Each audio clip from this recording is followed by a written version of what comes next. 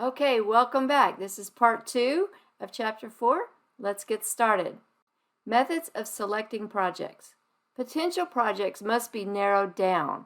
The methods for selecting those projects include things like focusing on broad organizational needs, categorizing information technology projects into various categories, performing net present value or other financial analysis, which is a very common one, using a weighted scoring model, or implementing a balanced scorecard.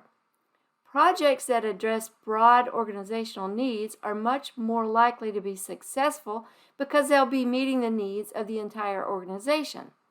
Examples would improve the safety or increase morale.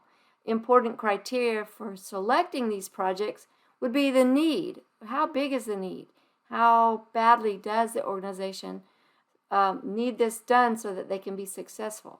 Funding. Do we have the money to pay for this even if we do need it badly? And will. Do we really want to take this on? Do we have enough people to make it happen? Those are the kind of things they look at. Ways to sort projects into categorizations include whether the project responds to a problem, an opportunity, or a directive, how long it will take to do, or when it is needed, and the overall priority of the project. Financial considerations are often an important consideration in selecting projects, regardless of your current economic status. Primary methods of determining the projected financial value of projects consist of net present value, return on investment, or ROI, and payback analysis. You want to determine net present value analysis. This is a method of calculating the expected net monetary gain, how much money you think you'll gain, or loss, from a project by discounting all expected future cash inflows and outflows to the present point in time. So you compare it to the present point in time.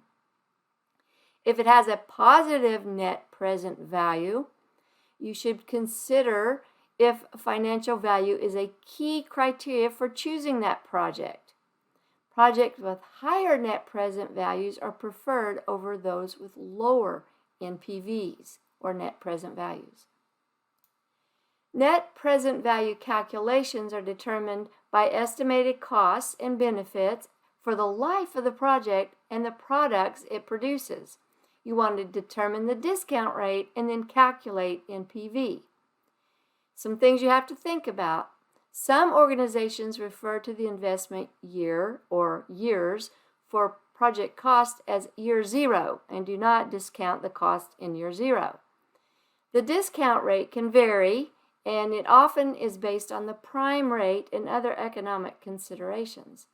The cost can be entered as negative numbers and can be listed first and then the benefits. Calculated by subtracting the project cost from the benefits and then dividing by the cost. That's how you calculate ROI, or return on investment. So return on investment equals the total discounted benefits of the project minus the total discounted cost and then divided by the discounted cost. The higher the ROI, the better. Many organizations have a required rate of return before you can do the project. The minimum acceptable rate of return on an investment for projects is often set. The internal rate of return, IRR, can be calculated by finding the discount rate that makes the NPV equal to 0. The payback period is the amount of time it will take to recoup, in the form of net cash inflows, the total dollars that were invested in the project. This determines how much time will elapse before accrued benefits overtake the accrued and continuing costs. Payback occurs when the net cumulative discounted benefits equals the cost, and many organizations have requirements for the length of the payback period of an investment. So they might say, well, the longest time you can have is 10 years or 5 years, whatever their goal is. The weighted scoring model will provide a systematic process for selecting projects based on a lot of criteria. You want to identify criteria important to the project selection process, and then you assign weights or percentages to each of those criteria so they add up to 100%. And then you score each of the criteria for each of the project and see which one, of course, has the best score. All right, so this is the end of part 2 for chapter 4. I hope you pay attention to part 3.